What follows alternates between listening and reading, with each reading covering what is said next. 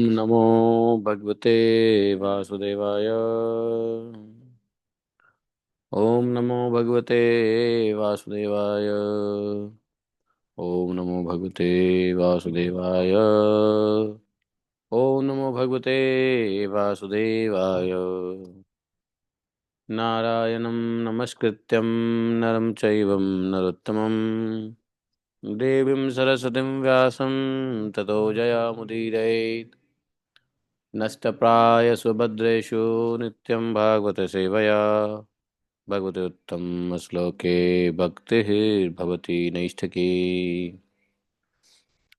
ॐ जन्मान्तशतव्याधितर्थ चार्थे स्वाभिज्ञाश्वराट् तेने ब्रह्महृदयादिकवये मुह्यन्ति यत् सूर्यः तेजोवारिमृदां यथा विनिमयो यत्र त्रिसर्गो मृषां धाम्ना सदा निरस्तकुहकं सत्यं परममधीमहि धर्मः प्रोजितकैतवोऽत्र परमो निर्मत्सराणां सतां विद्यं मातृवस्तु शिवदं तापत्रयोन्मूलनं श्रीमद्भागवत महामुनिकृते किं वा परमेश्वरः सद्यो हृदयदत्तकृतिभिः शुश्रूभिः तत्क्षणात् निगमकल्पतरोर्गलितं फलं सुखमुखादद्रवितसंयुतं पिबत रस भगवन्हालमुरवरसिकाभिभावुकाः अहं सर्वस्य प्रभो मत्तः सर्वं प्रवर्तते इति मत्वा भजन्ते मां बुधा भावा समन्विता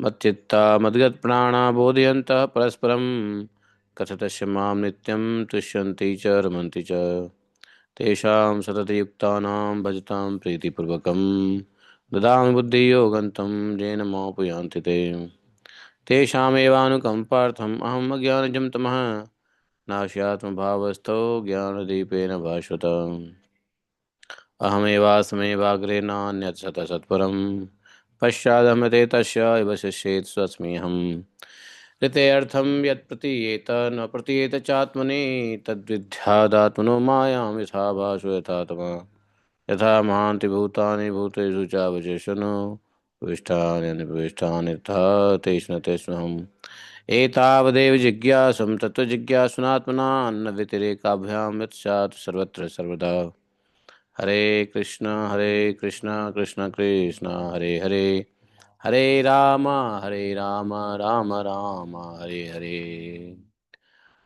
बोले ग्रंथराज श्रीमद् भागवत महापुराण की जय। श्रील व्यासदेव भगवान की जय। श्रील सुखदेव गोस्वामी महाराज की जय। जय जय श्री राधे श्याम। हरे कृष्णा। तो आज षष्ठी है। कल पंचमी थे तो आज षष्ठी होना चाहिए। शुक्ल पक्ष माघ महीना शिव योग तैतुल करण शनिवार शुक्ल षष्ठी शनिवार। वाह। उत्तरायण शिशिर ऋतु चल रहा है। अभी वसंत आने ही वाली है। बसंत पंचमी आ गया तो षष्ठी के बाद 9 दिन के बाद बसंत पंचमी बसंत ऋतु आ जाएगा। तो ये हुआ आज का पंचांग। आज के पंचांग के बाद आज का अध्याय है दूसरे स्कंद का 7वां अध्याय है। द्वितीय स्कंद सप्तम अध्याय। भगवान के लीलाओं लीला अवतारों की कथा। अभी तक हम लोगों ने देखा है कि ब्रह्मा जी ने भगवान के जो स्वरूप है उसका वर्णन किया नारद जी से। विराट स्वरूप और विराट स्वरूप की विभूतियों का भी वर्णन किया।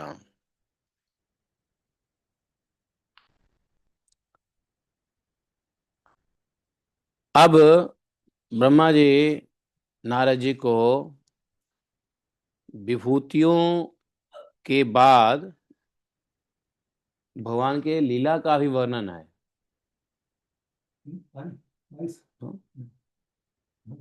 अच्छा, लीलाओं का भी वर्णन है। तो लीला का वर्णन जो है स्वरूप का वर्णन, विभूति का वर्णन और फिर लीला का वर्णन, ये दोनों तीनों चैप्टर जबरदस्त है। तो आज हम लोग लीला कथा, लीला अवतारों की कथा, ठीक है।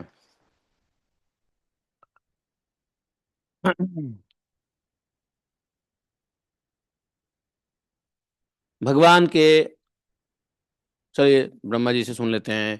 ब्रह्मोवाच।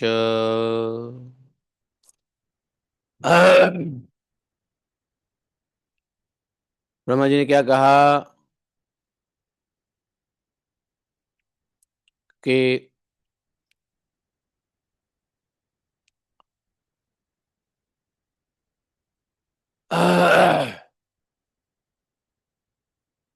यत्रोद्यसा यत्रयो दत्तः क्षितितलोद्धारणाय बिभ्रत क्रोडिं तनु शकलयज्ञमयीम्यन्तः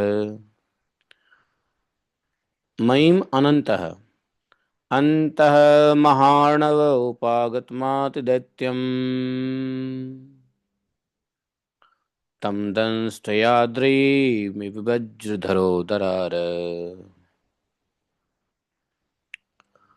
जातो रुचेरजन यतसूयमानिष्वज्ञ आकूतिसूनुमरणा दक्षिणायाम् लोकत्रयस्य महती महृदया यदार्ति स्वयं भुवेन मनुना हरित्यनुक्ता यज्ञे च कर्दम गृहे द्विजदेवहूत्याम् स्त्रिभिः समं नवभिरात्मगतिं समात्रे ऊंचे ययात्म शमलं गुणशङ्कपङ्क अस्मिन् विधूय कपिलस्य गतिं प्रमेदे प्रपेदे। ॐ अज्ञानतिमिरान्धस्य ज्ञानाञ्जनशलाकया चक्षुरुन्मीलितं येन तस्मै श्रीगुरुवे नमः। श्रीचैतन्यमनोभीष्टं स्थापितं येन भूतले स्वयं रूपा कदा मह्यं ददाति स्वपदान्तिकं। वन्देऽहं श्रीगुरौ श्रीपदकमलं श्रीगुरून् वैष्णवांश श्रीरूपं सागरजातं सहगण रघुनाथान्वितं तं सजीवं साद्वैतं सावधूतं परिजनसहितं श्रीकृष्णचैतन्यदेवं श्रीराधा कृष्णपादान् सहगण ललिता श्रीविशाखान्वितांश।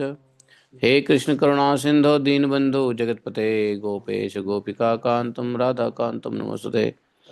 तप्त कांचन गौरांगी राधे वृंदावनेश्वरी वृषभानुसुते देवी प्रणमामि हरिप्रिये। वाञ्छाकल्पतरुश्च कृपा सिन्धुभ्यो च पतितानां पावनेभ्यो वैष्णवेभ्यो नमो नमः। अनंत कोटि वैष्णव भक्तवृंद की जय। तो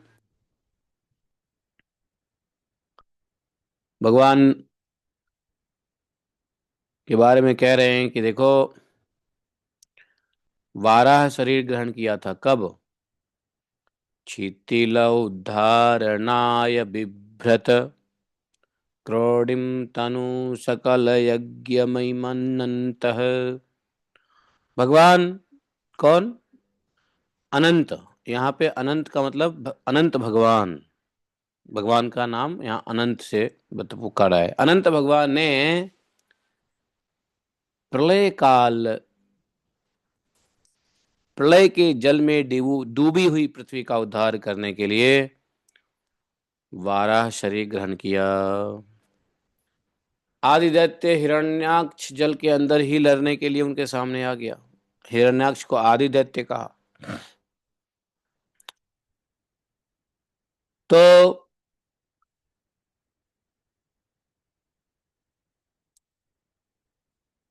वारा भगवान ने अपनी दाढ़ों से ही आदिदैत्य को टुकड़े टुकड़े कर दिए। फिर उन्हीं भगवान ने रुचि नामक प्रजापति की पत्नी, कौन, आकुति के गर्भ से सुयज्ञ के रूप में अवतार ग्रहण किया। और उस अवतार में उन्होंने दक्षिणा नाम की पत्नी से सूयम नाम के देवताओं को उत्पन्न किया। तो यज्ञ की पत्नी कौन है? दक्षिणा। यज्ञ रूप भगवान आकुति के गर्भ से सुयज्ञ के रूप में है। और देवताओं को ये स्वयं नाम के देवता और तीनों लोगों को बड़े बड़े संकट से हर लिया। इसी से स्वयंभू मनु ने उन्हें हरि के नाम से पुकारा, क्योंकि उन्होंने बड़े बड़े संकट को हर लिया। नारद जी कर्दम प्रजापति के घर देवहूति के गर्भ से 9 महीनों के साथ भगवान ने कपिल के रूप में अवतार ग्रहण किया। उन्होंने अपनी माता को उस आत्मज्ञान का उपदेश किया जिससे वे इसी जन्म में अपने हृदय के संपूर्ण मल, तीनों गुणों की आसक्ति का सारा कीचड़ धोकर कपिल भगवान के वास्तविक स्वरूप को प्राप्त हो गई। तो कपिल भगवान का अवतार लीला के बारे में बताया। उसके बाद अत्रि भगवान को पुत्र के रूप में चाहते थे। भगवान प्रसन्न होकर के उनको वरदान दे दिया। तो भगवान ने अत्रि जी के यहाँ दत्तात्रेय के रूप में जन्म लिया और उनके चरण कमलों के पराग से अपने शरीर को पवित्र करके राजा यदु और सहस्त्रार्जुन आदि ने योग की, भोग की और मोक्ष की दोनों ही सिद्धियां, तीनों ही सिद्धियां प्राप्त कर ली। फिर ब्रह्मा जी ने कहा, सृष्टि के आरंभ में जब मैंने अलग अलग भुवनों के निर्माण के लिए रचने के लिए तपस्या किया, तो मेरे उस अखंड तप से प्रसन्न होकर उन्होंने तप अर्थ वाले सन नाम से युक्त होकर के 4 कुमार के रूप में अवतरित हुए। सनक, सनंदन, सनातन, सनत कुमार। तो सबके अंदर सन लगा हुआ है। तो सन का अर्थ क्या है? तप, तपक, तमन्नन, तपानन और तपत कुमार, ऐसा कह सकते हैं। तो बोले कि तप अर्थ वाले सन नाम से युक्त होकर सनक, सनंदन, सनातन और सनत कुमार के रूप में अवतार ग्रहण किया। इस अवतार में उन्होंने प्रलय के कारण पहले कल्प के भूले हुए आत्मज्ञान का ऋषियों को के प्रति यथावत उपदेश किया, जिससे उन लोगों ने तत्काल परम तत्व का अपने हृदय में साक्षात कर लिया। धर्म की पत्नी दक्ष कन्या मूर्ति के गर्भ से नर नारायण के रूप में प्रकट हुए। उसके बाद नर नारायण तो जानते ही हो, तपस्या के प्रभाव से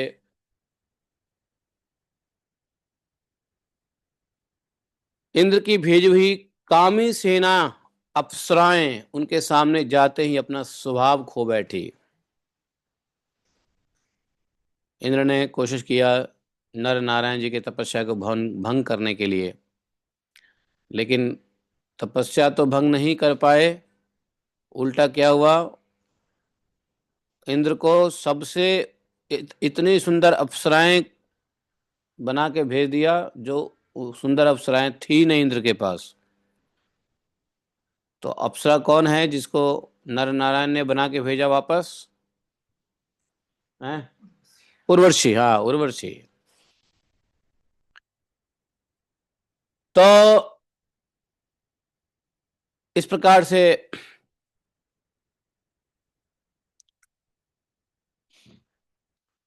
शंकर आदि महानुभाव अपनी रोष भरी दृष्टि से कामदेव को जला देते हैं। रोष मतलब क्रोध भरी दृष्टि से कामदेव को भी जला देते हैं, परंतु अपने आप को जलाने वाले असहाय क्रोध को वे नहीं जला पाते हैं।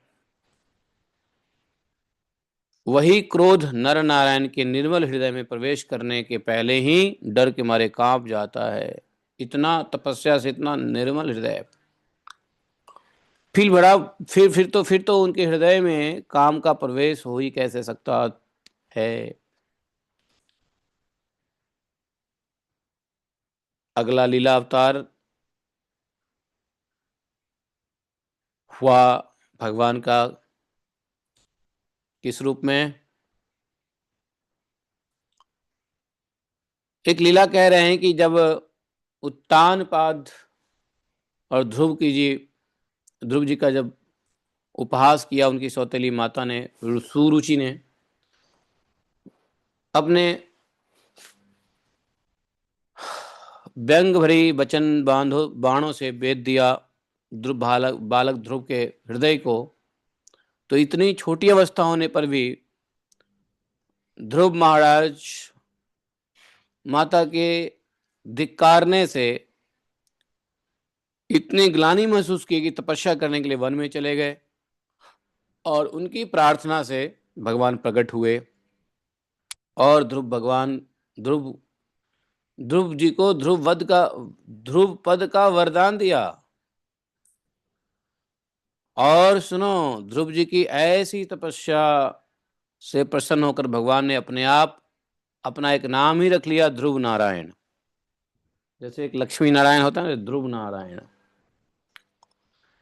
ध्रुव नारायण टीला है ब्रज में, जिसको मधुवन कहते हैं। मधुवन में ध्रुव नारायण टीला है, वहीं पर उन्होंने तपस्या किया, वहीं पर भगवान ने दर्शन दिया। कहते आज भी ध्रुव के ऊपर नीचे प्रदक्षिणा करते हुए महर्षि गण उनकी स्तुति करते रहते हैं। ये सप्त ऋषि जो होते हैं ना, ये ध्रुवलोक की परिक्रमा करते रहते हैं। भगवान की ऐसी लीला, भक्तों के भक्तों से प्रसन्न होकर के उन्होंने ध्रुव पद प्रदान किया। अगली लीला सुन लो।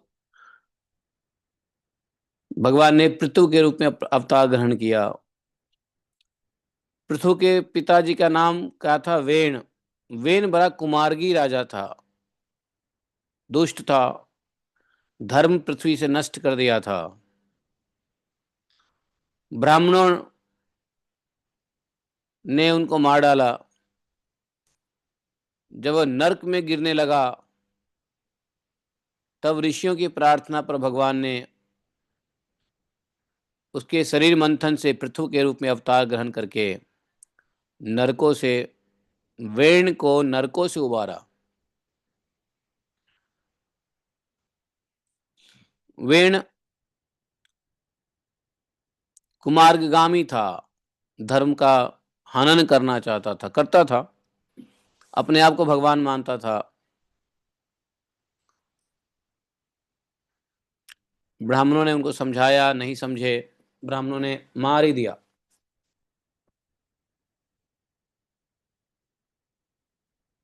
फिर ऋषियों ने प्रार्थना की, तो ऋषियों के प्रार्थना पर भगवान आए पृथु के रूप में, और उन्होंने स्वर्ग से गिरने से बचा लिया।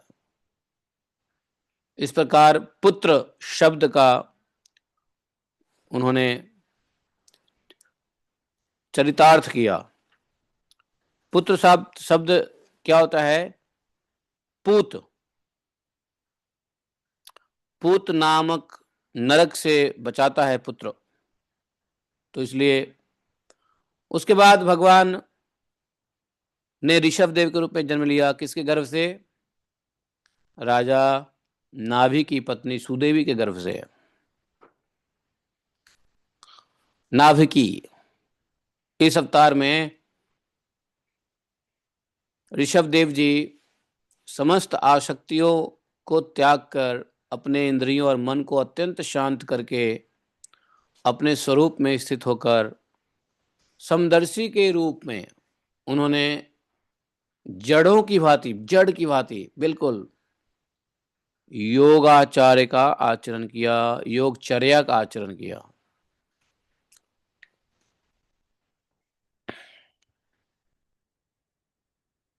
इस स्थिति को महर्षि लोग परमहंस पद या फिर इसको कहते हैं अवधूत चर्या।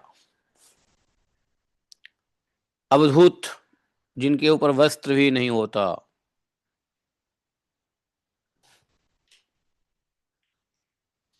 तो इसके बाद ब्रह्मा जी कह रहे हैं, देखो हयग्रीव रूप में भगवान ने अवतार लिया। हयग्रीव।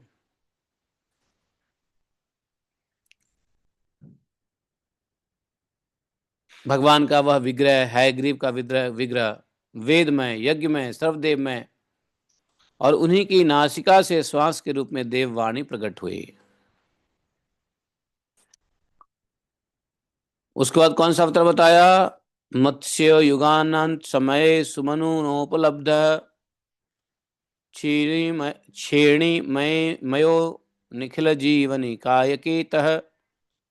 मत्स्य अवतार हुआ किस लिए?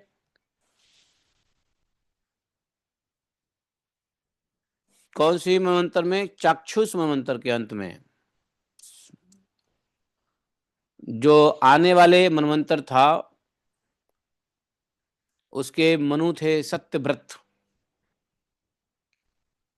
तो मनु सत्यव्रत ने मत्स्य के रूप में भगवान को प्राप्त किया।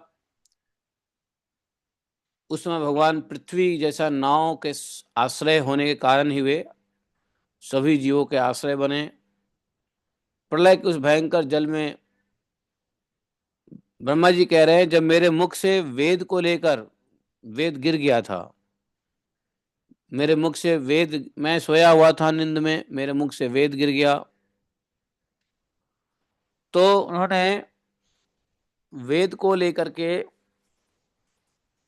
सत्यव्रत मुनि के साथ अपने को इतना विशाल नौका रूप में बनाया और उस पर विहार करते रहे।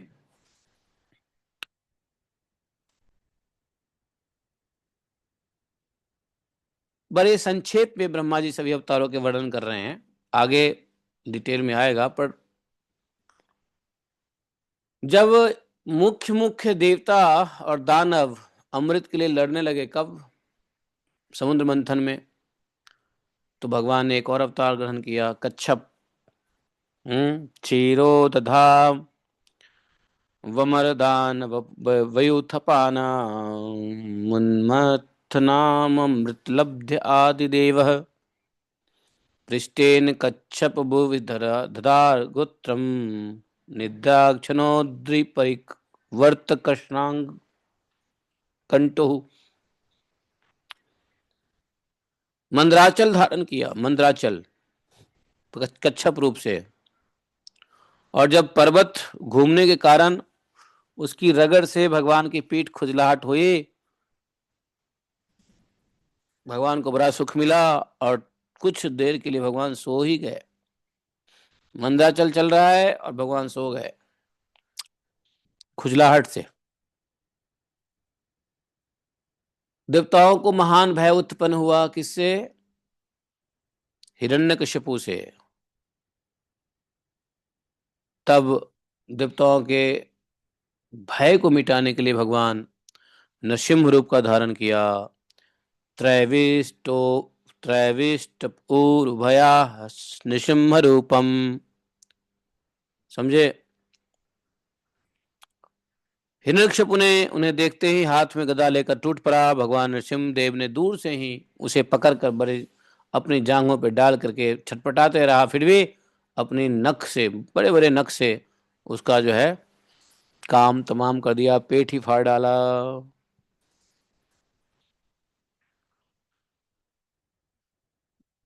भगवान ने गजेंद्र को पकड़ा, गजेंद्र को उद्धार किया।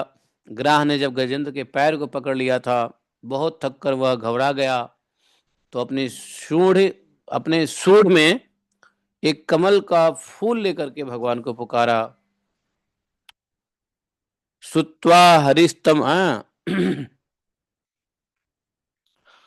सुत्वा हरिः तमरनार्थिन्मप्रेमेय चक्रायुध पत गजराज भूजाधिरूढ़ चक्रेन नक्रवदनम विनिपटा विनिपाट्य तस्माः दत्ते प्रगृह्य भगवान कृपयोज्जहार।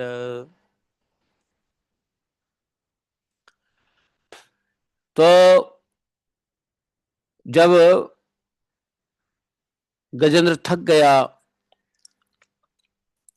1000 वर्ष तक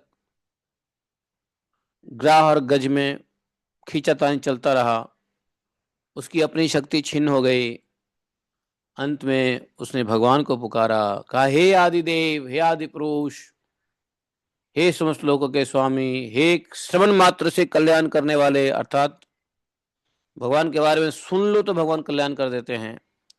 वही कहा कि श्रवण श्रवण श्रवण मात्र से, श्रवण मंगल नाम ध्येय,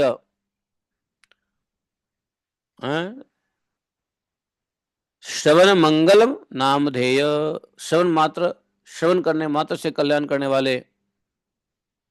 भगवान ने जब देखा गजेंद्र पुकार रहा है, गरुड़ की पीठ पर चढ़ के तुरंत वहां पहुंच गए, अपने सुदर्शन चक्र से ग्रह का मस्तक उखाड़ लिया, काट दिया, और इस प्रकार कृपा परवश भगवान ने अपने शरणागत गजेंद्र की सूंड पकड़ के उस विपत्ति से उसका उद्धार किया। भगवान वामन अदिति के पुत्रों में से सबसे छोटे थे, इसलिए उपेंद्र भी कहलाए वामन देव, लेकिन गुणों की दृष्टि से वे सबसे बड़े थे।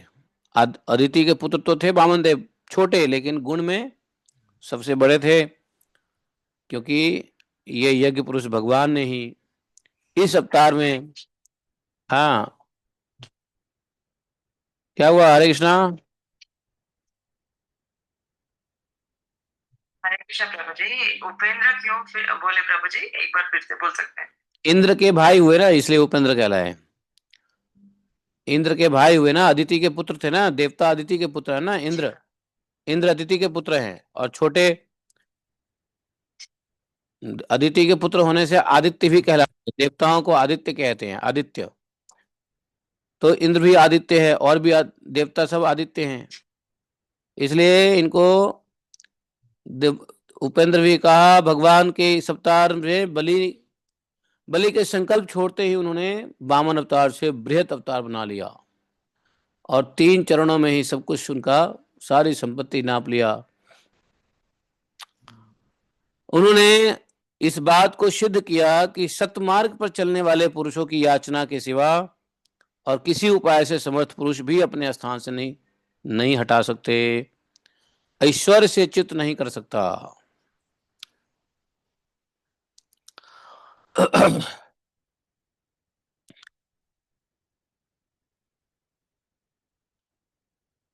तो भगवान का ये अवतार हो गया।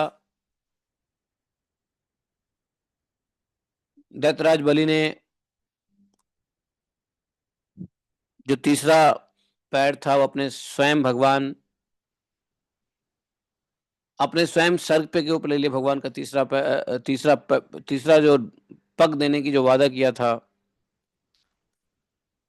चरणामृत धारण किया। ऐसी स्थिति में उन्हें जो देवताओं के राजा इंद्र की पदवी मिली, बदले में क्या दिया? इंद्र की पदवी मिली आने वाले मनवंतर में। इसमें कोई बलि का पुरुषार्थ नहीं था।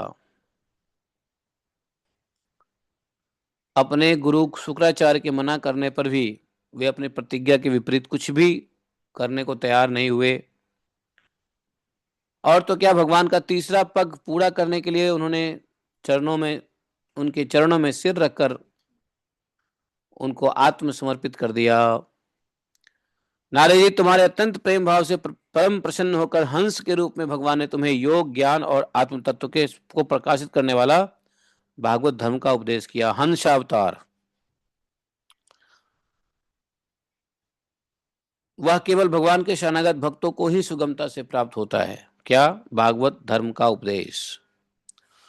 वही हंस भगवान स्वयं स्वयंभू मनु आदि मनमंत्रों में मनु के रूप में अवतार लेकर मनुवंश की रक्षा करते हैं। दसों दिशाओं में अपने सुदर्शन चक्र के समान तेज से विरोक्त निष्कंटक राज्य करते, तीनों लोकों के ऊपर सत्यलोक तक उनकी चरित्र की कमनीय कीर्ति फैल जाती, और उसी रूप में वे समय समय पर पृथ्वी के सारभूत दुष्ट राजाओं का दमन करते रहते हैं। तो इस प्रकार से ब्रह्मा जी भगवान की लीलाओं के बारे में कह रहे हैं। जैसे आयुर्वेद को प्रवर्तन करने के लिए धन्वंतरी के रूप में आए भगवान, बड़े बड़े रोग को तत्काल नष्ट कर देते धन्वंतरी। तो भगवान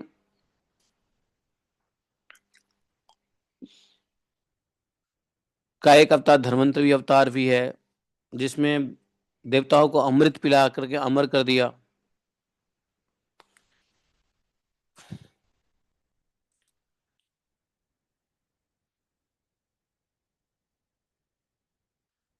और देवताओं के जो भाग, यज्ञ भाग था, उसको फिर से वापस दिलाया। तो भगवान का यह जो धन्वंतरी का अवतार था, वो संसार में आयुर्वेद को प्रोपेगेट करने के लिए था। जब संसार में ब्राह्मण द्रोही हो गए, आर्य मर्यादा को उल्लंघन करने वाले हो गए, नारकीय क्षत्रिय जब उत्पन्न हो गए, तो भगवान का एक और अवतार हुआ। कौन सा? परशुराम अवतार। तो परशुराम परशुराम अवतार के बारे में बताया। भगवान ने एक और अवतार करी। ब्रह्मा जी कह रहे हैं भगवान का यह अवतार मेरे पर अनुग्रह करने के लिए हुआ कि अपनी कलाओं से भरत, शत्रुघ्न और लक्ष्मण के साथ श्री राम के रूप में इक्ष्वाकु वंश में अवतीर्ण हुए, और इस अवतार में अपने पिता की आज्ञा का पालन करने के लिए अपनी पत्नी और भाई के साथ वे वन में निवास करते हैं।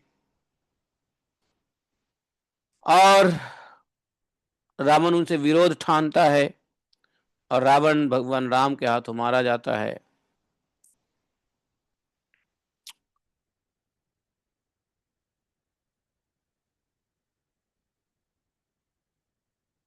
भगवान राम शत्रु की नगरी लंका को भस्म करने के लिए समुद्र तट पर पहुंचे हैं। उस समय सीता के वियोग के कारण बढ़ी हुई क्रोध अग्नि से उनकी आंखें इतनी लाल हो जाती है कि उनकी दृष्टि से ही समुद्र के मगर, मत्स्य, सांप, ग्राह सभी जीव जलने लगते हैं। सभी जीव भय से थरथर कांपता हुआ समुद्र में छटपट उन्हें समुद्र जो क्या करते हैं, फिर उनको रास्ता दे देता है। जब रावण की कठोर छाती से टकराकर इंद्र के वाहन ऐरावत के दांत चूर चूर होकर चारों ओर फैल गए थे, जिससे दिशाएं सफेद हो गई थी, तब दिग्विजय रावण घमंड से फूल कर हंसने लगा। वही रावण जब श्री रामचंद्र जी की पत्नी सीता जी को चुरा कर ले जाता है और लड़ाई के मैदान में उन्हें लड़ने के लिए गर्वपूर्वक आता है, भगवान से लड़ने के लिए, और तब भगवान श्री राम के धनुष की टंकार से उसकी वह घमंड प्राणों के साथ तत्क्षण विलीन हो जाता है। तो राम अवतार के बारे में बताया। उसके बाद भगवान के एक और अवतार, बल्कि एक तो भगवान अवतार भी लिए और स्वयं अवतारी के रूप में आए भी।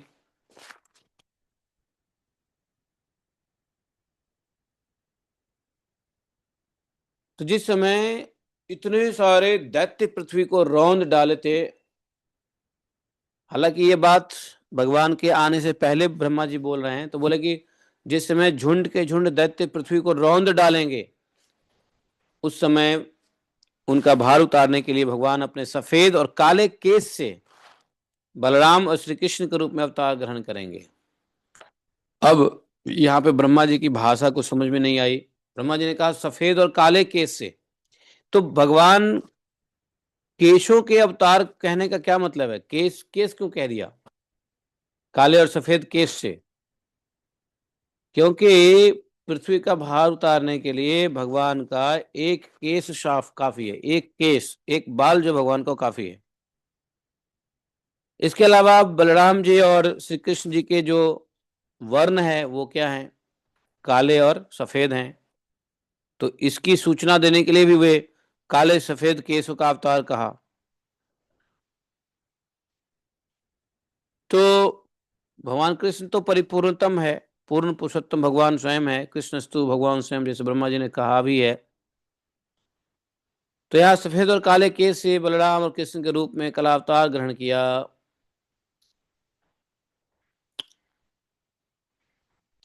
वे अपनी महिमा को प्रकट करने वाले इतने अद्भुत चरित्र करेंगे कि संसार के मनुष्य उनकी लीलाओं का रहस्य बिल्कुल नहीं समझ सकेंगे।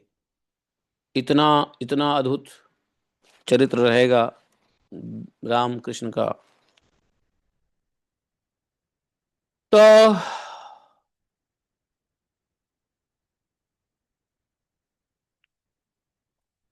बचपन में ही भगवान पूतना का प्राण हर लेंगे। 3 महीने की अवस्था में ही छकरा को उलट करके, हैं, घुटनों के बल चलते हुए आकाश को छूने वाले यमराजुन वृक्ष वृक्ष का उद्धार करेंगे, यमलार्जुन।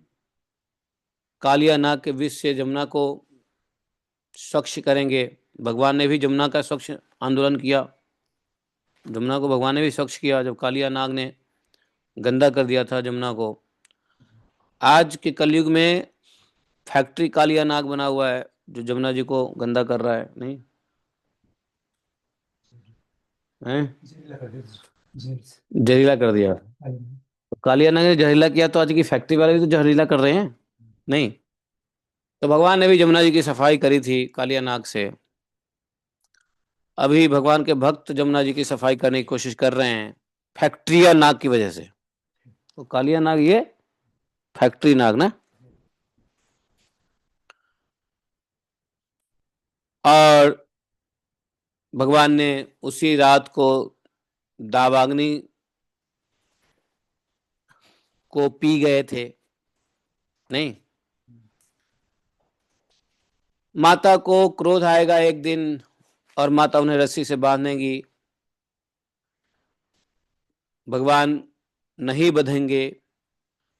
पेट पर पूरी उंगली, 2 उंगली छोटी रह जाएगी। ब्रह्मा जी ये जाएगी लाएंगी, ऐसा होगा वैसा होगा क्यों कह रहे हैं? क्योंकि ये भगवान कृष्ण के लीला से पहले बता रहे हैं नारद जी को कि, और राम जी के बाद और कृष्ण के आने से पहले बताएंगे। तो राम भगवान आए थे कौन से युग में? राम किस में आए थे? त्रेता में। देख कौन से त्रेता में आए थे? हाँ तो कौन से त्रेता में आए थे? इसी त्रेता में, हैं? नहीं, भगवान 25वें त्रेता में आए थे। अभी तो 28वां, ये त्रेता तो 28वां त्रेता है ना। भगवान 25वें त्रेता में आए थे। हाँ, इस त्रेता में नहीं आए थे। ये जो भगवान आए कृष्ण द्वापर में आए ना, उससे पहले वाली त्रेता में नहीं आए भगवान राम। 25वें में आए, 25वें मनवंतर में। 25वें मनवंतर के त्रेता में भगवान आए। ये 28वां मनवंतर चल रहा है, मतलब उसमें 26 27, 2 मनवंतर के बाद तीसरे मनवंतर में आए। तो ये जो कथा चल रही है नारद जी और ब्रह्मा जी के बीच में, वो 25वें 26वें मनवंतर की चल रही होगी। अर्थात भगवान राम का तो अवतार हो गया, कृष्ण का अवतार होगा, इसलिए यहाँ पे होगा होगा कर रहे हैं कि यशोदा भयभीत हो जाएगी, है कि नहीं? वे नंद बाबा को अजगर के भय से वरुण के पास से छुड़ाएंगे। इस भविष्य की बात कर रहे हैं, है ना? मैं दानव का पुत्र बेमासुर जब गोप बालकों की को पहाड़ की गुफाओं में बंद कर देगा, तब वे उन्हें भी वहां से बचा लाएंगे। गोकुल के लोगों को जो दिन भर तो काम धंधों में व्याकुल रहते हैं और रात को अत्यंत थक कर सो जाते हैं, साधनाहीन होने पर भी वे अपने परम धाम को ले जाएंगे। नारद जी, जब भगवान श्री कृष्ण की सलाह से गोप लोग इंद्र का यज्ञ बंद कर देंगे, तो इंद्र जी क्या करेंगे? वज्रभूमि का नाश करने के लिए मूसलाधार वर्षा करेंगे। पशु पक्षियों की रक्षा के लिए भगवान क्या करेंगे? 7 वर्ष की अवस्था में 7 दिन तक गोवर्धन पर्वत को एक ही हाथ से कुकुरमुत्ते की तरह खेल खेल में ही धारण कर रहे हैं, करेंगे। तो वृंदावन में भगवान विहार करते हुए रास करने की इच्छा से वे रात के समय चंद्रमा की उज्जवल रोशनी में, जहां पर चारों ओर से चंद्रमा के ही प्रकाश छिटक रही होगी, अपनी बांसुरी पर मधुर संगीत की लंबी तान छोड़ेंगे भगवान। और गोपियों को जब कुबेर का सेवक शंखचूड़ हरण करेगा, तब वे उसका सिर भी काट लेंगे, है कि नहीं? एक गोपियों को हर लिया नहीं था कुबेर का सेवक शंखचूड़।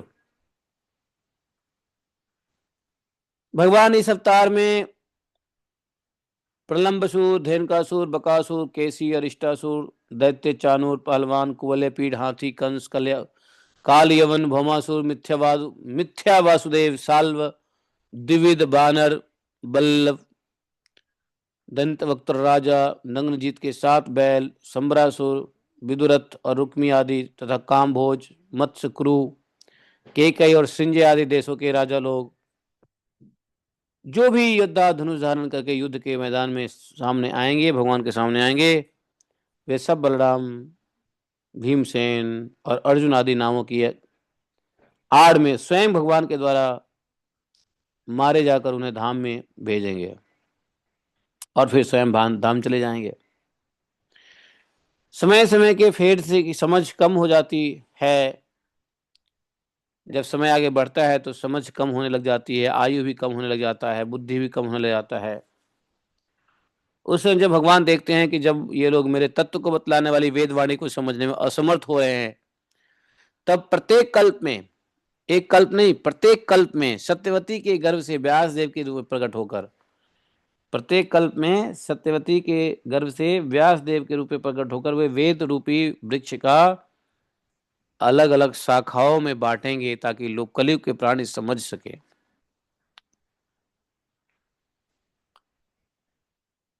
जब मैं दानव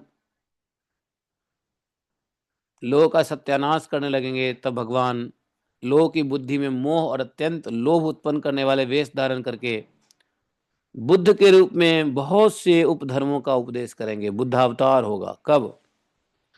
देवताओं के शत्रु दैत्य लोग भी वेद मार्ग का सहारा लेकर, चूंकि और मैं दानव के बनाए हुए अदृश्य वेग वाले नगरों में रहकर लोगों का सत्यानाश करने लगेंगे। तब भगवान बुद्ध का अवतार होगा, अनेक प्रकार के उपधर्मों का प्रचार करेंगे और अंत में कलयुग के जब सत्पुरुषों के घर भी भगवान की कथा होने में बाधा पड़ने लगेगी, जब कलयुग में साधु संतों को भी भागवत कथा में बाधा पड़ने लगेगा कि साधु संत भागवत कथा कर ही नहीं सकेंगे, तो उस समय ब्राह्मण क्षत्रिय और वैश्य पाखंडी और शूद्र राजा हो जाएगा। ब्राह्मण क्षत्रिय वैश्य पाखंडी हो जाएगा, शूद्र राजा हो जाएगा। यहां तक कि कहीं भी दूर दूर तक स्वाहा स्वधा वसटकार की ध्वनि नहीं सुनाई देगा, अर्थात देवता पितरों को श्रद्धा पूर्वक यज्ञ नहीं मिलेगा, कहीं सुनाई नहीं देगा स्वाहा स्वधा। वैसे तो आज भी नहीं सुनाई दे रहा है। तो बोले कि तब कलयुग का शासन करने के लिए भगवान कल की अवतार ग्रहण करेंगे। हाँ, आजकल भागवतम सुनाई दे देता है, इसलिए यही सब बचा हुआ है। जब भक्त लोग भागवतम भी नहीं कर पाएंगे, बोला कि तब जाकर के भगवान का कलयुग अवतार होगा, कल की अवतार, है कि नहीं? और भगवत विरुद्ध सबको सर काट के खत्म कर देंगे। नारद जी, जब इस संसार की रचना का समय होता है तब तपस्या, नौ प्रजापति, मरीचि आदि ऋषि और मेरे रूप में जब सृष्टि का रक्षा का समय होता है, तब धर्म, विष्णु, मनु, देवता और राजाओं के रूप में जब सृष्टि का प्रलय का समय होता है, तब अधर्म, रुद्र, क्रोधवश नाम के सर्प और दैत्य आदि के रूप में सब शक्तिमान भगवान की माया की विभूतियां प्रकट हो जाती है रुद्र के रूप में। अपनी प्रतिभा के बल से पृथ्वी के एक एक धूल कण को, नारद जी कह रहे हैं, देखो अपनी औकात से कितना भी तुम इंटेलिजेंट हो जाओ, पृथ्वी के एक एक धूल कण को गिन लो, गिन सकते हो, लेकिन भगवान के शक्ति को गिनना संभव नहीं है। व्यक्ति चाहे तो पृथ्वी के धूल कण को गिन सकता है, लेकिन भगवान के शक्तियों की गणना नहीं कर सकता। जब त्रिविक्रम भगवान त्रिलोकी को नाप रहे थे, त्रिविक्रम कौन? वामन भगवान को त्रिविक्रम भगवान कहते हैं। ओम त्रिविक्रमाय नमः। तो उस समय उनके चरणों के अदम्य वेग से प्रकृति रूप अंतिम आवरण से लेकर सत्यलोक तो सारा ब्रह्मांड कांपने लगा। तब उन्होंने ही अपनी शक्ति से उसे स्थिर किया था। समस्त सृष्टि की रचना और संहार करने वाले माया उनकी एक शक्ति है। ऐसी ऐसी अनंत शक्तियां के आश्रम में उनके स्वरूप को मैं जानता ही नहीं हूँ। ऐसे बहुत सारे उनके लीला हैं, शक्तियां हैं, अनंत हैं, मैं तो जानता भी नहीं हूँ। और न वे तुम्हारे भाई सनक आदि ही जानते हैं, और फिर दूसरों के क्या कहें। आदिदेव भगवान शेष सहस्त्र मुख से उनके गुणों का गायन करते आ रहे हैं, परंतु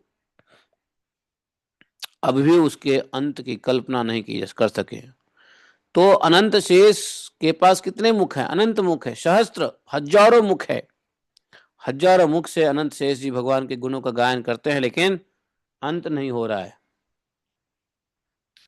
जो निष्कपट भाव से अपना सर्वस्व और अपने आप को भी उनके चरणों कमलों में निछावर कर देते हैं, उन पर वे अनंत भगवान स्वयं ही अपनी ओर से दया करते हैं, और उनकी दया के पात्र ही उनकी दुस्तर माया का स्वरूप जानते हैं और उसके पार जा पाते हैं भगवान की ही दया से। दया दया वास्तव में ऐसे पुरुष कुत्ते सियारों के कलेवा रूप अपने पुत्र आदि के शरीर में यह मैं हूं, यह मेरा है, ऐसा भाव नहीं करते। नारद जी, भगवान की उस योग माया को मैं जानता हूं, तथा तुम लोग भगवान शंकर, दैत्यकुल, भूषण, प्रहलाद, शतरूप, मनु, तो भगवान को जानने वाले ये लोग हैं। कहते हैं ये भी जानते हैं। कौन कौन? ध्रुव भी जानते हैं, ऋभु जानते हैं, प्राचीवरी जानते हैं, मनुपुत्र के पुत्र जो है प्रियव्रत आदि वो जानते हैं, मनु स्वयं जानते हैं, शत्रुपा जानते हैं, प्रहलाद जी, शंकर जी, ब्रह्मा जी, तुम लोग अर्थात तुम 10 भाई, तो भगवान के योग माया को ये लोग जानते हैं। इसके सिवा और कौन जानता है? इसके सिवा भगवान की योग माया को और कौन जानता है? बोले, एक श्वाकु जानता है, पुरुरवा जानता है, मुचकुंद जानता है, जनक जी जानते हैं, गाधी, रघु, अम्बरीश, सगर, गए, ययाति, मांधता, अलर्क, सतधनवा, अनु, रंतिदेव, भीष्म, बलि, अमूर्तरय, दिलीप, सौभरी, उतंक, शिवी, देवल, पिपलाद, सारस्वत, उद्धव, पराशर, भूरिसेन और विभीषण, हनुमान, सुखदेव, अर्जुन, अरिष्टनेश, अरिष्टसेन, विदुर और सुतदेव, ये लोग भी जानते हैं भगवान के उस माया को, योग माया को, जिन्हें भगवान की प्रेमी भक्तों का स्वभाव बनाने की शिक्षा मिली है। भगवान के प्रेमी भक्तों के जैसा स्वभाव बनाने की शिक्षा मिलती है, वे स्त्री, शूद्र, हुन, भील और पाप के कारण पशु पक्षी आदि योनियों में भी रहने वाले भी भगवान की माया का रहस्य जान जाते हैं। तो कैसे? भगवान भक्तों जैसा भाव रखना पड़ेगा। तो जो भक्त हैं, भक्त का भाव धारण करते हैं, उनको भी भगवान के योग माया का ज्ञान हो ही जाता है, और इस संसार सागर से सदा के लिए पार होने के लिए भगवान की इसी योग माया का ज्ञान होना आवश्यक है। यदि भगवान की योग माया का ज्ञान नहीं हुआ तो भगवान तो कहते ही भैया मम माया दुरत्या, इतना दुस्तर है इस माया को पार करना। तो माया को जान करके, योग माया को जान, भगवान की योग माया को जान करके, रहस्य को जान करके ही संसार सागर से पार होया जा सकता है। फिर जो लोग वैदिक सदाचार का पालन करते हैं तो कहना ही क्या है। तो कहने का मतलब यह है, ब्रह्मा जी ने कहा देखो भगवान का स्वरूप कैसा है, एक रस। भगवान 10 रस में नहीं रहते, एक रस, शांत, अभय, ज्ञान स्वरूप, माया का मल तो है ही नहीं, और उनके द्वारा रची हुई कोई विषमताएं ही, सत असत दोनों से पड़े हैं भगवान। किसी वैदिक अलौकिक शब्द की वहां तक पहुंच नहीं है। अनेक प्रकार के साधनों से संपन्न होने वाले कर्मों का फल भी वहां तक नहीं पहुंचता। तो क्या स्वयं माया भी उसके सामने जा पाती है? नहीं जा पाती है। भगवान के सामने माया लज्जा कर भाग खड़ी होती है। ऐसे परम पुरुष भगवान का वही परम पद है। महात्मा लोग उसी को शोक रहित अनंत आनंद स्वरूप ब्रह्म के रूप में साक्षात्कार करते हैं। जो पुरुष संयम है, संयमशील है, उसी में अपने मन को समाहित करके स्थित हो जाते हैं। जैसे इंद्र स्वयं मेघ रूप से विद्यमान होने के कारण जल के लिए कुआं खोदने की कुदाल नहीं रखते, वैसे ही भेद दूर करने वाले ज्ञान साधनों को भी जोड़ देते हैं। सभी कर्मों का फल क्या है?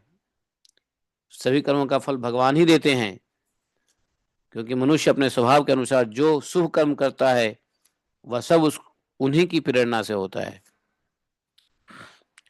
तो देखो यहाँ पे लिखा हुआ है, जो शुभ कर्म करता है भगवान की प्रेरणा से होता है, और जो गलत कर्म होता है वो अपने कर्मों के ही फल होते हैं। तो एक है शुभ कर्म, एक है पुण्य कर्म, एक है पाप कर्म। तो मनुष्य जो पाप पुण्य का कर्म कर्म करता है उसका फल उसको भोगना पड़ता है, लेकिन पाप पुण्य कर्म से ऊपर एक शुभ कर्म है, शुभ कर्म। तो शुभ कर्म जो है वो कहते हैं भगवान की प्रेरणा से होती है। स्वभाव के अनुसार तो व्यक्ति क्या करता है, पाप और पुण्य का कर्म करता है, लेकिन शुभ कर्म कब करेगा, जब भगवान की प्रेरणा से होती है। जैसे भागवतम पढ़ना, ये पाप कर्म है, पुण्य कर्म है, शुभ कर्म है? बताओ। भागवतम को पढ़ना आप पुण्य कर्म कहोगे? ये शुभ कर्म है। भगवान का नाम जप करना ये पुण्य कर्म है? शुभ कर्म है। और भंडारा करना पुण्य सही है, भंडारा करना पुण्य कर्म है। वैष्णवों को खिलाना शुभ कर्म है। भंडारा सभी जीवों को खिलाना पुण्य कर्म है, लेकिन वैष्णव को खिलाना शुभ कर्म है। सभी की जीवों की सेवा करना पुण्य कर्म है, वैष्णव की सेवा करना शुभ कर्म है। तो इसलिए ब्रह्मा जी ने कहा कि देखो, जो भी शुभ कर्म करता है वो भगवान की प्रेरणा से होती है। भक्ति करना शुभ कर्म है, भगवान की प्रेरणा से होती है। इसलिए हम प्रार्थना करते हैं कि हे भगवान, हमें शुभ कर्म के लिए प्रेरणा देते रहिए। ये थोड़ी ना कहता है कोई भक्त कि हमें पुण्य कर्म के लिए प्रेरणा दीजिए, है? तो भक्त न शुभ कर्म न पुण्य कर्म करता है, न पाप कर्म करता है तो शुभ कर्म करता है। ब्रह्मा जी बोले, इस शरीर में रहने वाले पंचभूतों के अलग अलग होने पर जब यह शरीर नष्ट हो जाता है, तब इसमें रहने वाला जन्मा पुरुष आकाश के समान नष्ट नहीं होता। आत्मा नष्ट नहीं होता। नारद जी, मैंने आपको विश्व की रचना करने वाले 6 ऐश्वर्य से संपन्न भगवान का मैंने अवतार संक्षेप में वर्णन किया, बहुत संक्षेप में वर्णन किया है। इतना समझ लीजिए नारद जी कि जो कुछ भी कार्य कारण अथवा भाव अभाव है वह सब भगवान से अलग नहीं है। फिर भी भगवान तो इससे अलग भी हैं। सब भगवान से अलग नहीं है, लेकिन भगवान सबसे अलग है। भगवान सबके साथ भी है, भगवान सबसे पृथक भी है, अलग भी है। भगवान ने मुझे जो उपदेश दिया था यही भागवत है। इसमें भगवान की विभूतियों का संक्षिप्त वर्णन है। एक काम करो बेटा नारद, तुम इस भागवत का विस्तार करो। जिस प्रकार सबके आश्रय सर्वस्वरूप भगवान श्री हरि में लोगों की प्रेममयी भक्ति हो, ऐसा भागवत का विस्तार करो जिसमें जीवों को भगवान की प्रेममयी भक्ति मिले। तुम ऐसा सोच के, ऐसा निश्चित करके, निर्धारित करके भगवान की इस भागवत का वर्णन करो।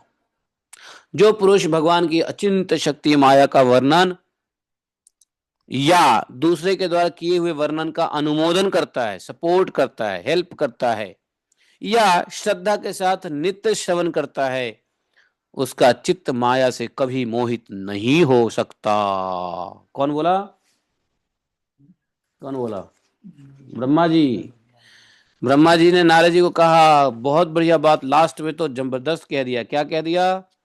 मायां वर्णयतो मनुष्य ईश्वरस्यानुमोदतः शिन्वन्तः श्रद्धया नित्यं माययात्मा न मुह्यति।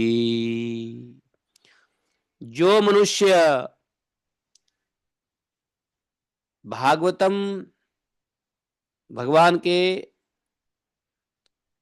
माया, अचिंत माया शक्ति अर्थात भगवान के लीला का वर्णन करता है या करने में लोगों को मदद करता है या श्रद्धा के साथ नित्य श्रवण करता है, ऐसे व्यक्ति के चित्त माया से कभी मोहित नहीं हो सकता। इसके अलावा जितने भी व्यक्ति हैं, माया से मोहित उनकी चित्त हो सकती है और होती ही है। चित्त मोहित होती ही रहती है जो भागवतों को नहीं श्रवण करेगा। इसलिए क्या करना चाहिए? रोज माया से मोहित नहीं होने के लिए रोज भागवतम श्रवण करना चाहिए। क्या लिखा है? नित्यम माया आत्मा न मुह्यति। जो आत्मा भगवान की नित्य से भागवतम सुनता है वो माया से मोहित नहीं होगा। जो लोग नित्य भागवत सुनते हैं माया से मोहित नहीं होंगे। इसलिए भागवतम की इंपॉर्टेंस है। इसलिए नित्यम भागवत सेवया भगवत ही भक्ति निष्ठ की भी हो जाती है। जब माया से मोहित नहीं होगे तो क्या होगा? हम भगवान की भक्ति करेंगे। भगवान से भक्ति क्यों नहीं कर पाते? क्योंकि माया से मोहित रहते हैं। माया जबरनिका डाल देती है, पर्दा डाल देती है। तो माया जो दुस्तर है वो माया कुछ नहीं कर पाती भगवान की लीला कथा सुनने से। इसलिए बोलिए ग्रंथराज श्रीमद् भागवत महापुराण की जय। देखा, ब्रह्मा जी ने 3 अध्याय में नारद जी को भगवान का स्वरूप, विराट स्वरूप बताया, विराट स्वरूप की विभूतियां बताए और भगवान के लीला अवतार का वर्णन किया संक्षेप में। और नारद जी को भगवान ब्रह्मा जी ने आदेश दिया कि तुम इस भागवत का थोड़ा विस्तार करो। कैसे करो? ऐसे करो कि भगवान में लोग प्रेममयी भक्ति करने लग जाए। ऐसे विस्तार मत करो कि लोग सुने इस कान से उस कान से निकाल दे, नहीं, ऐसे विस्तार करो जिससे प्रेमा भक्ति में मनुष्य स्थिर हो जाए, भगवान की प्रेममयी भक्ति करने लग जाए। ऐसा वर्णन करो नारद जी, ऐसा वर्णन करो। ब्रह्मा जी ने आदेश दिया। तो ये प्रश्न किसका था? राजा परीक्षित का था। उसके उत्तर में ब्रह्मा जी ने जो नारद जी को कहा वही प्रश्न नारद जी का भी था जो ब्रह्मा जी ने बता दिया। अब बताओ, परीक्षित जी को उत्तर मिला, ब्रह्मा जी ने नारद जी को बताया, नारद जी के प्रश्नों का उत्तर मिल गया। परीक्षित को ये प्रश्न का उत्तर मिला, हाँ मिल गया। परीक्षित जी का प्रश्न क्या था? यही प्रश्न था कि कौन सृष्टि का निर्माण करता है ना, सृष्टि कैसे चलती है, कोई है भी क्या इसका, इसके ऊपर है। ये सृष्टि विषयक प्रश्न था कि भगवान कैसे इसकी रक्षा करते हैं, कैसे संहार करते हैं। भगवान की अनंत शक्ति किसका आश्रय लेकर के अपने अपने, हाँ, किसका, किस शक्ति का आश्रय लेकर के वो, तो कौन सी शक्ति है? देवी शक्ति। भगवान, भगवान क्या है? अनंत शक्ति भगवान है उनमें। लेकिन भगवान जब लीला करते हैं तो उनको भी शक्ति का आश्रय लेना पड़ता है। तो वही कहा कि किस किस शक्ति का आश्रय लेना पड़ता है? तो क्या कहा? गुणमयी शक्ति का, अर्थात सगुना शक्ति का आश्रय लेते हैं भगवान लीला करने के लिए। तो परीक्षित जी ने यही पूछा था 7वें श्लोक में। देखो, 4थे अध्याय के 7वें श्लोक में परीक्षित जी ने पूछा था यथा गोपायति विभु यथा संक्षयते पुनः याम याम शक्ति उपाश्रित्य पुरुष शक्ति पर पुमान। भगवान तो अनंत शक्तिशाली हैं, लेकिन फिर भी किन किन शक्तियों का आश्रय लेके संसार को खिलौने की तरफ बनाते हैं और खिलौने की तरफ मिटाते हैं। तो अब समझ में आ गया उत्तर क्या है, कौन सी शक्ति है, बोलो कौन सी शक्ति है जिससे शक्तिशाली भगवान ये खेल करते हैं, संसार को बनाना और फिर संसार को मिटाना, संसार को पालन करना। मिटान बनाने और मिटाने से के बीच में क्या भगवान करते हैं, पालन करते हैं। सृष्टि और प्रलय के बीच में भगवान क्या करते हैं, पालन भी करते हैं।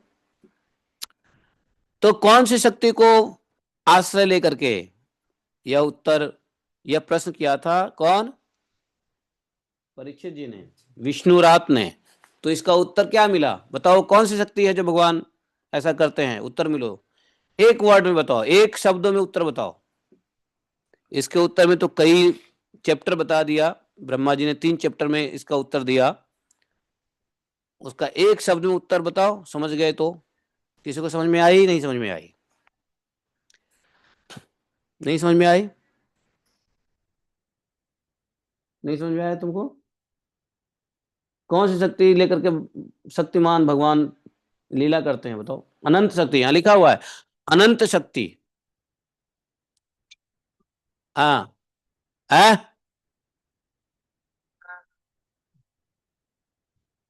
क्या बोले इन्होंने, वो कौन सी शक्ति, भवानी, हाँ भवानी बिल्कुल सही है। तो वो एक शब्द जो है वो है सगुना माया देवी, भवानी, यस आपने सही कहा, भवानी। और ये चल रहा है क्या, नवरात्रा, और हम लोग क्या सुन रहे हैं, देवी भागवत, नहीं। तो यही देवी जी हैं जो सगुना माया है, उन्हीं की शक्ति का आश्रय लेके भगवान खिलौना की तरह बनाते हैं संसार को और मिटाते हैं और पालन करते हैं। तो सगुना माया के आश्रय, तो सगुना माया में कौन से रूप में आते हैं भगवान, फिर ब्रह्मा विष्णु महेश, एक बनाया, दूसरा पालन किया, तीसरा उसको संहार किया, बस ये शक्ति है। इसी शक्ति को जानने का भागवत को श्रीमद देवी भागवत कहते हैं, क्या समझ गए। इसी भगवान के इसी शक्ति, जिस शक्ति से भगवान लीला करते हैं, उसी शक्ति को जानने की विद्या है श्रीमद देवी भागवतम। बोलो ग्रंथराज श्रीमद देवी भागवतम की जय। समझा। तो परीक्षित जी के यह प्रश्न जो है उसका उत्तर मिल गया।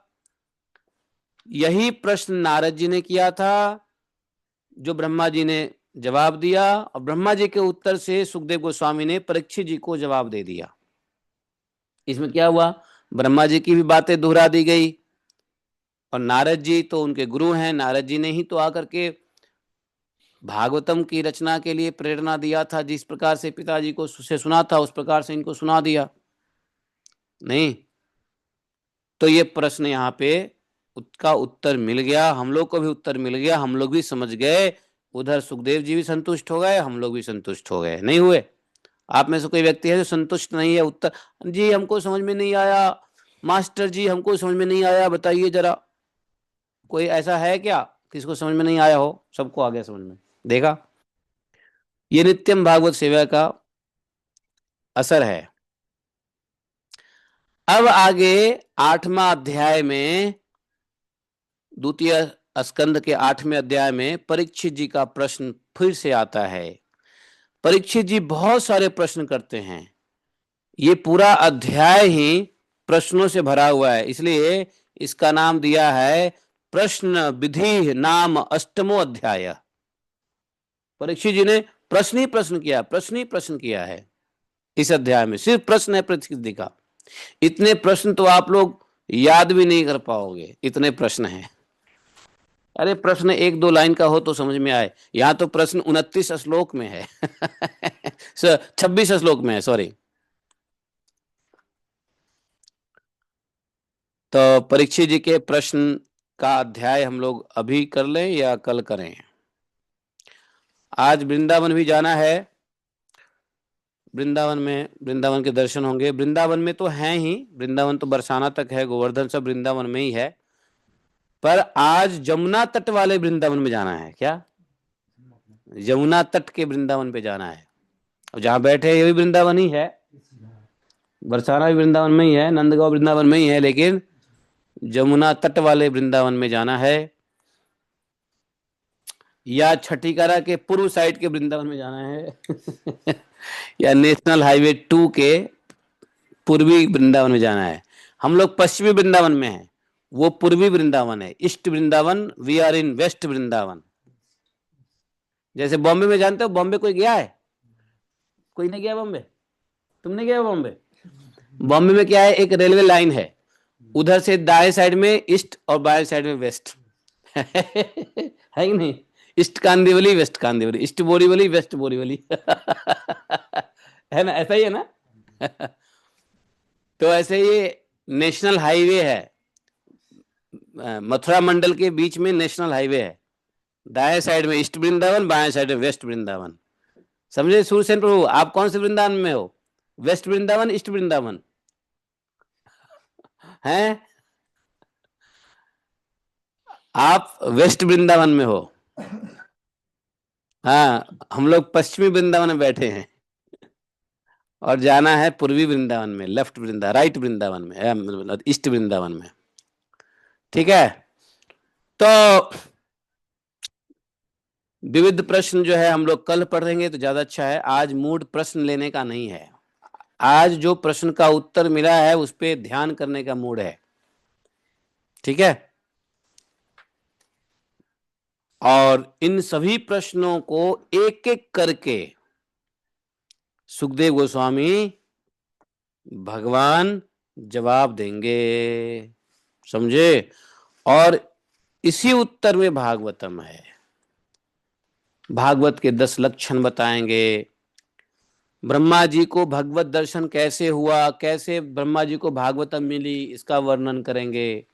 भागवतम के 10 लक्षण बताएंगे। देवी भागवत के कितने लक्षण है?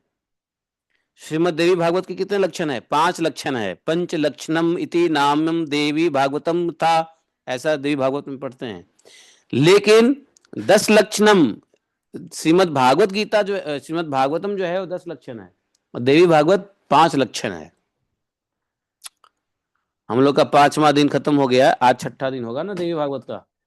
तो आज वृंदावन से जल्दी चलना है, 3 बजे कथा भी करनी है ना देवी भागवत का, तो 2 बजे निकलेंगे वृंदावन से, यहाँ पहुंच जाएंगे, फिर देवी भागवत की कथा होगी।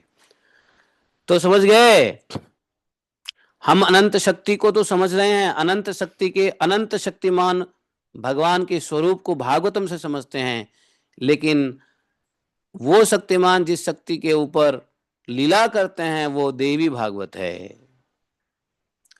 आज हम लोग कात्यायनी मंदिर जाएंगे दर्शन करने, नवरात्रा है ना, तो वृंदावन में कात्यायनी माता का दर्शन करेंगे। माता कात्यायनी की जय। और कात्यायनी माता का दर्शन किए बिना नहीं लौटेंगे, मालूम है? नवरात्रा चल रही है। हाँ? नंबर जाओगे? हम पहले यहाँ से सीधा जाएंगे। अब देखो, या तो फिर हाँ मंदिर बंद हो जाएगा, तो हम यहाँ से 10 बजे निकलेंगे, सीधा जाएंगे कात्यायनी मंदिर, फिर वहां से जाएंगे। हम कात्यायनी मंदिर के दर्शन करके आएंगे, तब तक आप लोग पूजा पाठ कर लो, हम आएंगे थोड़ा कीर्तन उर्तन करके, प्रसाद होगा तो प्रसाद खा के आ जाएंगे वापस। पहले हम जाएंगे कात्यायनी मंदिर, सीधा यहाँ से जाएंगे कात्यायनी मंदिर। चलना है? चलो मेरे साथ, आना है क्या? तो भागवत के 10 लक्षण बताएंगे और भागवतम के 10 लक्षण के साथ ही हमारा दूसरा अध्याय समाप्त हो जाएगा, दूसरा स्कंद समाप्त हो जाएगा। समझे? जबरदस्त। फिर हम तीसरे स्कंद में आएंगे। उद्धव और विदुर जी की भेंट होगी। उद्धव जी भागवतम सुनने के लिए जाएंगे, भेजेंगे विदुर जी को मैत्रेय जी के पास। मैत्रेय और विदुर के संवाद का जो भागवतम है वो सबसे लंबा भागवतम प्रसंग है। 3rd कैंटो क्या 4th कैंटो में भी है? 5th कैंटो भी वही है, दोनों एक ही साथ हैं। तो 3, 4, 5 कैंटो, 6 कैंटो सब जो है वो मैत्रेय जी के और विदुर जी के बीच भागवतम हुई है, वो हमको सुनने को मिलेगा। और इस प्रकार से हम लोग भागवतम को श्रवण करते ही रहेंगे नित्यम भागवत सेवया। मुझे तो आज बहुत अच्छा मिल गया, आज भागवतम की एक और महिमा मिल गई। देखो ब्रह्मा जी ने कह दिया, जो नित्य भागवत श्रवण करेगा माया उसको मोहित नहीं करेगी। अब आप कहोगे नहीं प्रभु जी, हम तो रोज सुनते हैं फिर भी माया हमें मोहित कर रही है। इसका मतलब ठीक से नहीं सुनते, सीरियसली नहीं सुनते, भागवतों को भगवान समझ के नहीं सुनते। तो फिर माया से मोहित रहोगे, नो डाउट। सही से सुनना पड़ेगा। तो बोले सही से कैसे सुने, कैसे कहोगे कि भागवतम हम सही से सुन रहे हैं, हम कैसे समझे कि भागवतम सही से सुन रहे हैं हम। कभी कभी आपको खुद पता नहीं होगा कि सही से हम सुनते हैं कि नहीं सुनते हैं, तो उसका एक टेस्ट है, प्रोसेस है। हम कैसे समझे, नहीं हम तो कान से सुन ही रहे हैं। कान से सुनना ही सुनना नहीं है, कान से सुनना तो एक एक फर्स्ट स्टेप है। दूसरा स्टेप क्या है, यदि भागवतम सुनने का अर्थ है श्रवणम मननम निधिध्यासनम। हाँ, तो श्रवण किया तो मनन भी करना पड़ेगा। मनन का मतलब स्मरणम, और निधिध्यासन भी करना पड़ेगा। निधिध्यासन मतलब कीर्तनम, कीर्तन भी करना पड़ेगा। अर्थात कीर्तन में क्या होता है, मन आनंदित होता है। तो भगवान के लीलाओं को, भागवतम को सुना, भागवतम को सुन करके क्या किया हमने, मनन किया। मनन करके क्या किया, आहा मन आनंदित हुआ, हाँ निधिध्यासन हुआ। तो ये 3 प्रकार के भागवतम श्रवण के ये 3 मेथड है, श्रवण मनन और निधिध्यासन। तब जाकर के माया से मोहित नहीं होंगे। नहीं तो सिर्फ कान के स्तर पे सुनेंगे तो क्या होगा, अच्छा ठीक है आज समय है सुन लिया, कल समय है छोड़ दो, है कि नहीं। कल कुछ और काम है, प्रभु जी हम ट्रेवलिंग कर रहे थे, I was travelling so I missed Bhagavatam. तो इसका मतलब क्या है, सिर्फ कान से सुन रहे हो। इसका मतलब हम सिर्फ कान से चमड़ी कान से सुन रहे हैं, ये जो हमारा कान चमड़े का कान है ना, सिर्फ उससे सुन रहे हैं, नहीं। लेकिन सत्यमय तो मन है, मन भगवान के चरण में जाता है, तो मननम करना पड़ेगा। अब श्रवण ही नहीं हुआ तो मनन कहाँ से होगा, मनन नहीं हुआ ध्यान निधि ध्यासन कीर्तन कहाँ से होगा। तो ये सब बड़ा लिंक है एक दूसरे से। तो कभी कभी भागवत में लिखा रहता है ऐसा करने से ये फल मिल जाएगा। लोग सोचते हैं अरे ये सब बेकार की बातें हैं, ऐसा लिखा हुआ है बस, कुछ होता जाता तो है नहीं। माया मोह तो है ना, गीता से अर्जुन का मोह नष्ट हो गया, हमारी मोह तो अभी नष्ट हुआ ही नहीं। तो भाई अर्जुन ने जैसे सुना वैसे हमने थोड़ी ना सुना, अर्जुन जैसे सुने हैं वैसे हम भी सुन लें तो हमारा भी मोह नष्ट हो जाएगा। यदि हमने सुना मोह नष्ट नहीं हुआ तो सुनने जैसे नहीं सुना हमने, क्यों। तो ये समस्या है, बाकी कोई समस्या नहीं है। बोले ग्रंथराज श्रीमद् भागवतम के एकम शास्त्रम देव की पुत्र गीतम एको देवो देव की पुत्र एव एकम मंत्रस्य तस्नामानि यानि एकम मंत्रस्य तस्नामानि यानि कर्मापि तस्य देवस्य सेवा। तमेव माता च पिता त्वमेव त्वमेव बन्धुश्च सखा त्वमेव त्वमेव विद्या द्रविणं त्वमेव त्वमेव मम सर्वदेव देवः। कृष्णाय वासुदेवाय हरे परमात्मने प्रणतक्लेशनाशाय गोविंदाय नमो नमः। हे कृष्ण करुणा सिंधो दीनबंधु जगतपते गोपेश गोपिका कांतम राधा कांतम नमस्ते। तप्त कांचन गौरांगी राधे वृंदावनेश्वरी वृषभानुसुते देवी प्रणमामि हरिप्रिये। वाञ्छाकल्पतरुभ्यश्च कृपा सिन्धुभैश्च पतितानां पापनेभ्यो वैष्णवेभ्यो नमो नमः। जय श्री कृष्ण चैतन्य प्रभु नित्यानंद श्री अद्वैत गदाधर शिवासादि गौर भक्तवृंद। हरे कृष्णा कृष्ण कृष्णा हरे हरे हरे राम राम राम हरे हरे। भागवतम की प्रेरणा से एक बात मैं बता दूं आपको कि ये जो जिस चीज से मोह नष्ट हो जाए वो सब योग है। जिस चीज से मोह नष्ट हो जाए सब योग है। माया से मोहित नहीं होते हैं, सब योग है। भागवत श्रवण करने से माया का मोह नहीं होगा तो ये भी योग है, इसलिए ये श्रवण योग है, भागवत श्रवण योग है। और जब कोई योग करते हैं तो योग के सारे कंडीशन अप्लाई होता है। जैसे अगर योग का सारा कंडीशन क्या अप्लाई होता है कि योग कैसे करते हैं हम। योग के लिए क्या होना चाहिए, शरीर की स्थिरता, मन की स्थिरता, यम नियम का पालन, इंद्रिय विषयों का त्याग। इंद्रिय विषयों के त्याग किए बिना नहीं हो सकता है योग। तो ये भी भागवतम ज्ञान योग है। और यज्ञ क्या है, यज्ञ लक्ष्य है, योग उसकी प्रोसेस है। Yoga is a process but यज्ञ इज अ पर्पस। तो भागवत योग और भागवत यज्ञ, इसलिए इसको क्या कहते हैं, ज्ञान यज्ञ। श्रीमद् भागवत ज्ञान यज्ञ है ना। तो ज्ञान यज्ञ, तो यज्ञ कैसे करेंगे, जब योग करेंगे, योग के बाद यज्ञ होगा, और यज्ञ के बाद क्या होगा, यज्ञ पुरुष की प्राप्ति होगी। समझे। योग यज्ञ और योग पुरुष की प्राप्ति, यज्ञ पुरुष की प्राप्ति, अर्थात यज्ञ पुरुष कौन है, भगवान ही। तो इसलिए ये भी योग है। तो उत्तम रूप से भागवतम को समझने का तरीका यह है कि एक बार जीवन में ऐसा समय निकालो कि कोई डिस्टरबेंस नहीं है। हम न कहीं जाएंगे, न हम किसी से बात करेंगे, सिर्फ भागवतम ही करेंगे। ज्यादा मन में टेंशन नहीं, हमें ये करना है, हमें वो करना है, ये करना नहीं। हम 7 दिन के लिए, 10 दिन के लिए, 1 महीना के लिए, 1 साल के लिए बैठ गए, सिर्फ भागवतम का करना है, भागवतम चिंतन करना है, भागवतम मनन करना है। कोई सास ससुर नहीं, कोई भाई बंधु नहीं, कोई मित्र दोस्त यार नहीं, सिर्फ भागवतम श्रवण। कोई काम नहीं, कोई ट्रेवलिंग नहीं, कोई ये नहीं। जीवन में ऐसा समय निकालो 7 दिन के लिए, कम से कम 7 दिन से कम भागवतम नहीं होता है। तो 7 दिन के लिए भी कम से कम मनुष्य को ऐसा समय निकालना चाहिए कि शरीर पूरा विषय आसक्त छोड़ करके, जिसको कहते हैं ना प्रत्याहार, प्रत्याहार करके, जिसमें न मोबाइल के प्रति, न किसी से बात करना। चूंकि भागवतम के श्रवण और भागवतम के चिंतन में अगर ज्यादा लोगों से बात करेंगे तो वही बातें ध्यान में आएंगी। अपने परिवार वालों से बात करोगे तो परिवार की समस्या सुख दुख ध्यान में आएगा।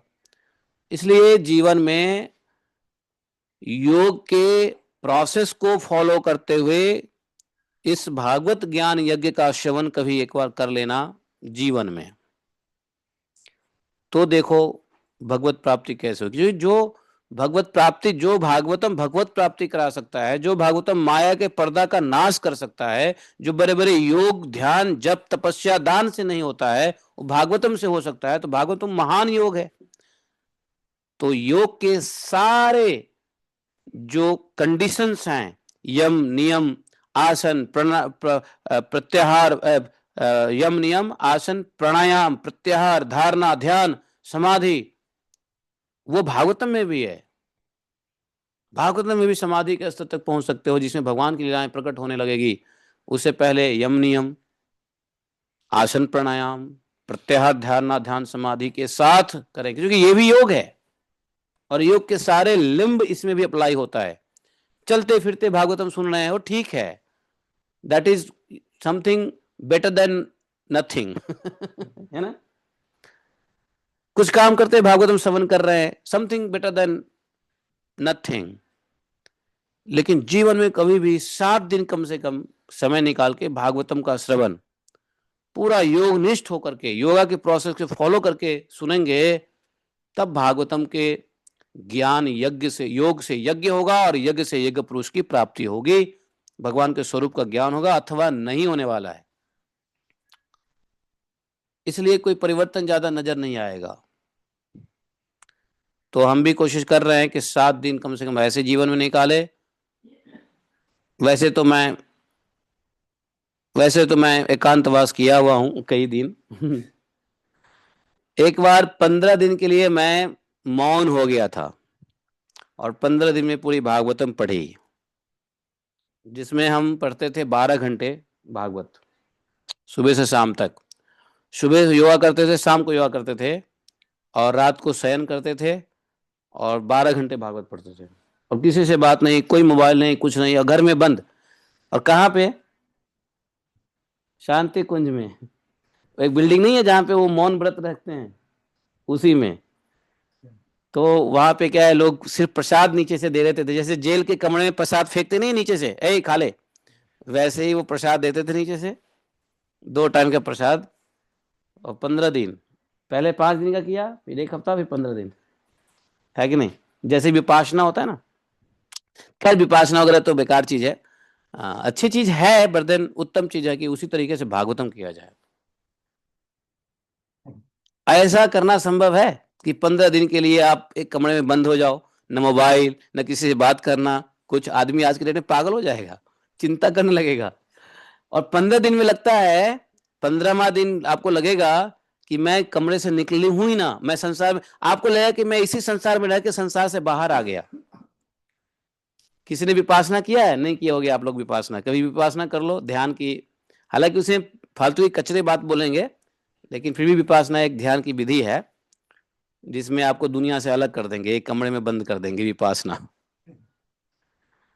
तो विपासना से भी बहुत फायदा मिलता है, क्योंकि मन शांत हो जाता है, मन एकत्रित हो जाता है, मन फोकस्ड हो जाता है। तो ऐसी स्थिति अभी होना चाहिए कभी कभी। तो उस कंडीशन में भागवतम सुना जाए, पढ़ा जाए, स्मरण किया जाए, तो वास्तव में भगवान के स्वरूप ज्ञान हो जाता है। हाँ। तो इसलिए जितना हो जाए बढ़िया ही है, कुछ खराब तो है नहीं। आइए हम लोग पढ़ते हैं गर्ग संहिता। श्री मुनिहोवाच। मुनि ने क्या कहा?